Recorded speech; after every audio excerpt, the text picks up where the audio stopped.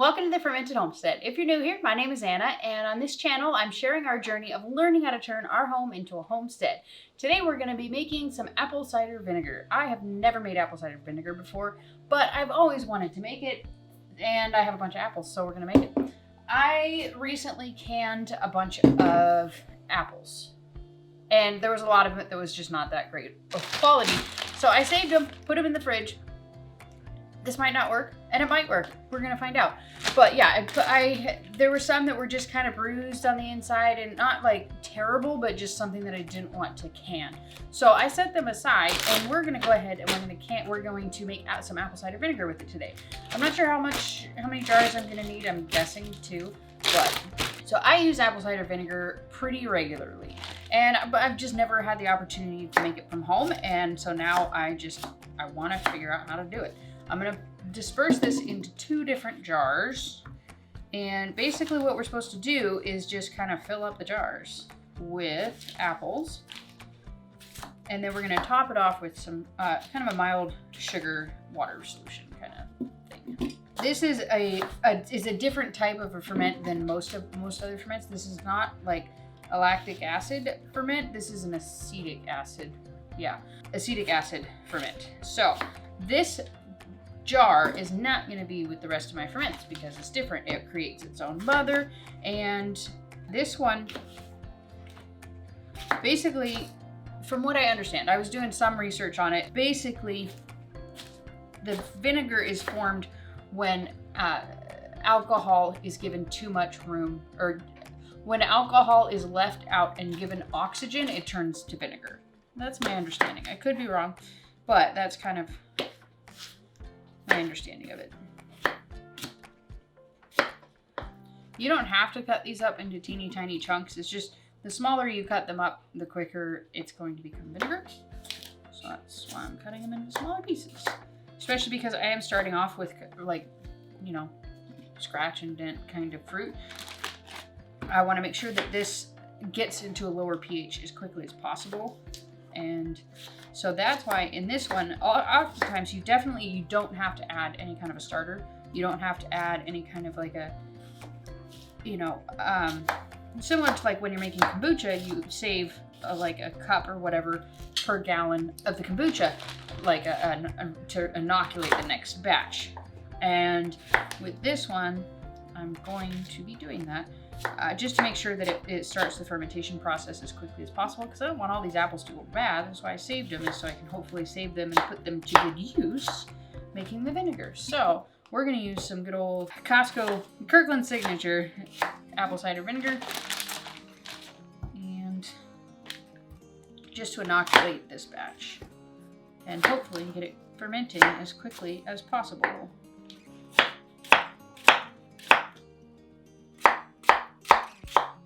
So now that we have all the big chunks cut up, let's top it off with the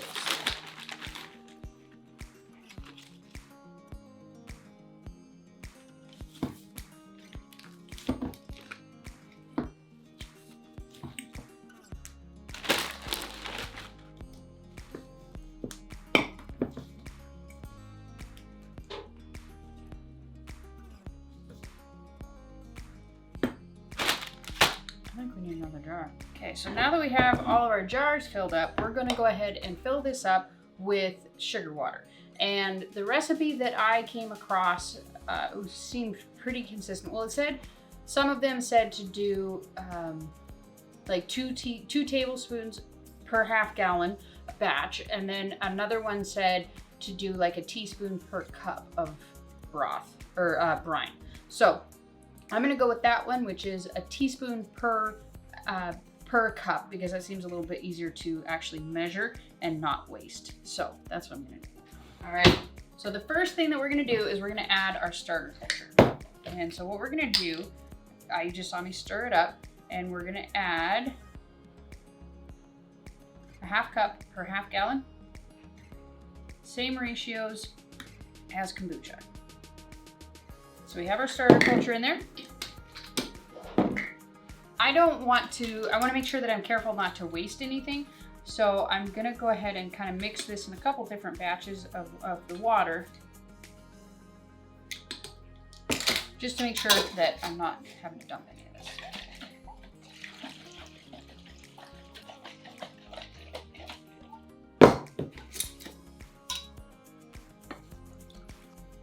Just to make sure it has enough, that's the wrong lid.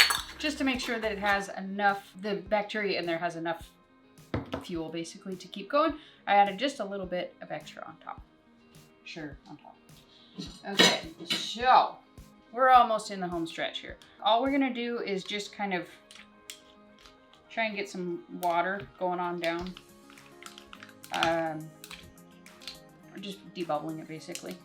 You don't have to, I don't think, but, and I don't plan on adding any more water once I actually debubble it. Because I want to make sure that I have enough room for the weight to go on top of it, as well as for expansion. So it doesn't expand right on my jar. So we are using our glass weights. These are the Mason Tops weights. And so we're going to put those on top here, just to hold everything down underneath the brine. So next what we're going to do, we don't want to exclude the oxygen, but we want to make sure that we want to make sure that the ingredients inside the jar are not touching the oxygen. Okay, how am I going to word this? We want to make sure that the ingredients inside do not have exposure to oxygen, but we want to make sure that the actual ferment itself can breathe. So we're going to put, instead of topping this with like a mason jar lid or the Mason Tops, like the pickle pipe, we're going to use the coffee filters, we're going to use a towel. I don't recommend open air because you want to make sure that you're keeping like fruit flies and things like that at bay, but just something meshy on top that allows the ferment to breathe fully, basically. Now we're going to go ahead and just seal these on top of here. Seal them. Secure them. We're going to secure these coffee filters on top here with the rings. You can also just use like a piece of string, or you can use a rubber band or something like that. You don't have to use the coffee filters. You can use a cloth. This is just what I have readily available. So that's what I'm gonna use. And so now what we're gonna do is put these jars inside of a 13x9 baking dish.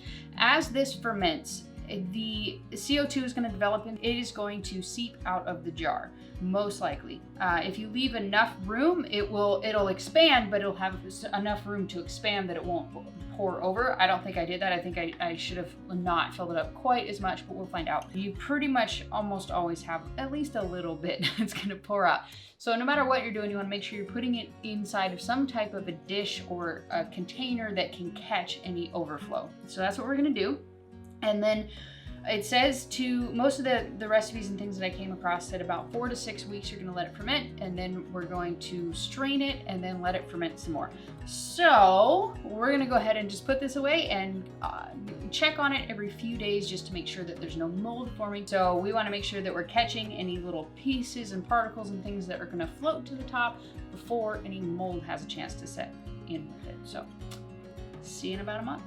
So it's been about a month and a half since we left our apples and water and sugar to ferment to become apple cider vinegar.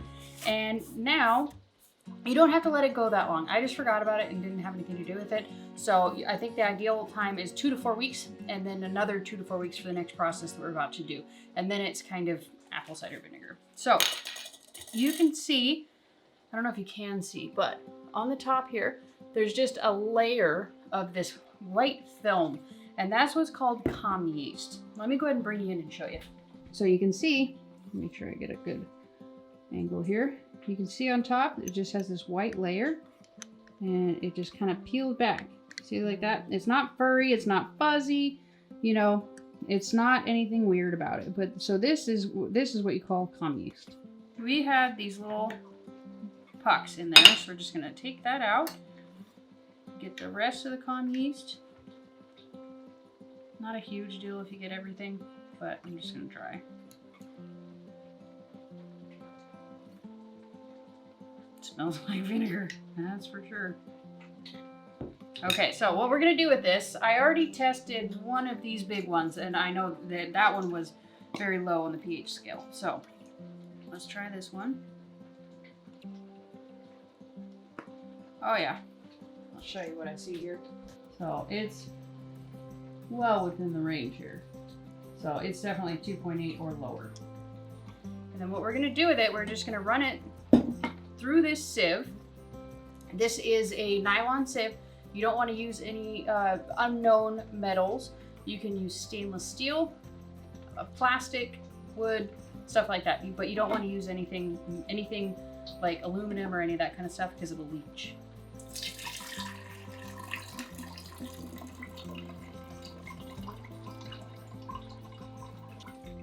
I'm not pushing tremendously hard. I'm just trying to get any kind of stuff that's easy to get, basically. So now let's move on to this one. I know I peeked in all of these before we started, and one of them has a little bit of mold. Not this one. So that one I am slightly concerned about the pH of that one, that the mold is able to form, but we'll see.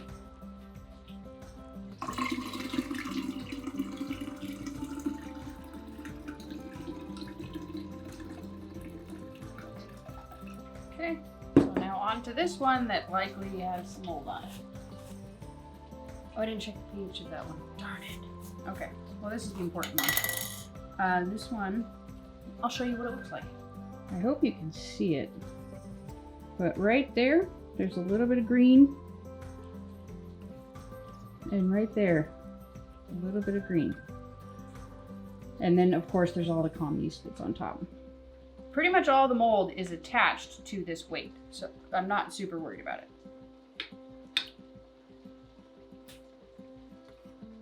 There's a little bit on top here.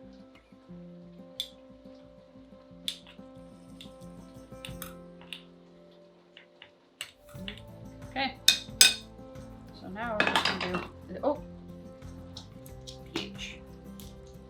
So I'm not entirely sure what caused it to mold on top. It shouldn't have been able to. I'm guessing it was just because it was protruding from the water and some mold spores got a hold of it and just kind of went from there. But it definitely wasn't anything crazy. It was not a tremendous amount, and it was a color that's perfectly safe. I'm not worried about it. Just in case you're wondering, the green in general and white in general are mold colors that you don't have to panic about. I mean, you see anything like yellow or pink or anything like that, unless you're fermenting something yellow or pink, you know, you kind of probably don't want to do it.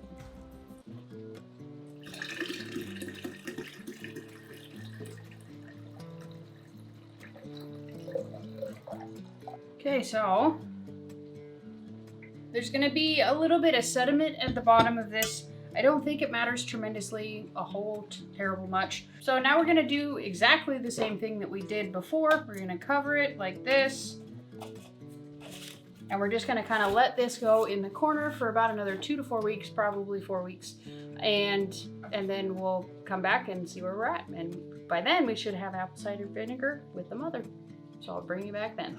It's been about 3 months since we started our apple cider vinegar from the start. So it's been probably about a month, maybe a month and a half since we actually since we filtered this out and left it to ferment for another 2 weeks. That didn't happen. So now what I'm gonna do is I'm just gonna filter it out yet again. You can see on the top, there's like a layer of common yeast on top, and there's a little bit of mold that has formed on the sides, but nothing in the actual apple cider vinegar. So we're just gonna filter it through. And you can see there's just some schmutz on the side, nothing dangerous, nothing I'm worried about.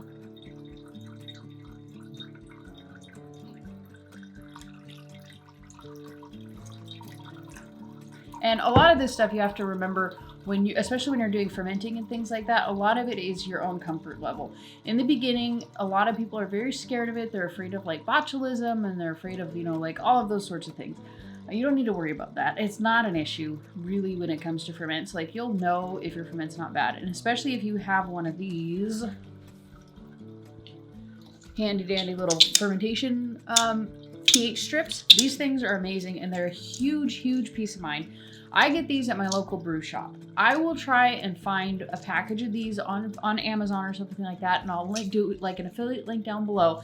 If you need something like this to get yourself, your mind at ease, you can totally get one of these. The reason that these kind of give you peace of mind, you can see on here, there's these little numbers, and if it goes below a 4.0 pH, botulism and most of the other really icky kind of bacteria and things like that cannot survive in a highly acidic environment. So if you do a pH test on them and it's below 4.0, you're kind of good, especially if it gets there quick enough. That took a little while to actually filter through the coffee filters, but we got it mostly done. I got through away the end. I was done with it. But what we're gonna do now is we're gonna go ahead and we are gonna test the pH, the final pH, and make sure it's still under.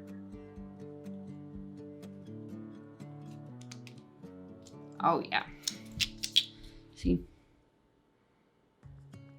Yeah, it's way low. It's about as low as you can get. And it goes down to a 2.8. So it's 2.8 or lower. And then we're gonna take this here bottle of apple cider vinegar. Test this one.